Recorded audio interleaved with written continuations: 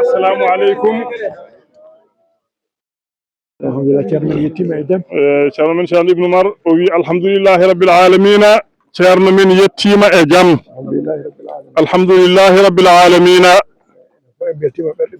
enen fofof ne kadi en beltima kadi na ɓerɗe meɗen ɓuuɓi enen fofof kadi no mbaɗirɗen ni ina moƴƴi. needi ndi e deejde nde e wasde wiide ina ɓittina nde e wasde kadi wiide ina ɓittina nde ɗum ko ɓeydare tan kadine ko dañal tan kadine ko ɓural tan inchallahu taala. ceerno salmini on so yalti ɗaccen mo o yaha o yettoyo tinnoɗen e deejre he e needi ndi ala ko haali juuɗe kam alaa ko haali juuɗe kam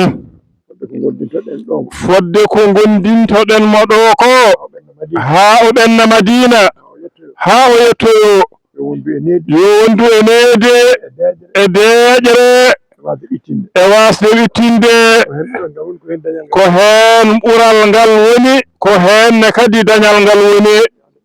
yo Allah ɓeydu moƴƴere bijaahi rasulillahi sallallahu alayhi wa sallama. ɗeɗo golle kadi ko golle moƴƴe Allah andi baɗɗo ni kono o waɗi ko moƴƴi kam. neɗɗo noon so golli ko moƴƴi Allah yoɓanmo moƴƴere o waɗani ɗum ko julɓe ɓe o waɗani ko ceerno radiyallahu ta'ala anhu. yo Allah yommo moƴƴere yo Allah yommo moƴƴere. fatiha e salatul fatihi. أعوذ بالله من الشيطان الرجيم. بسم الله الرحمن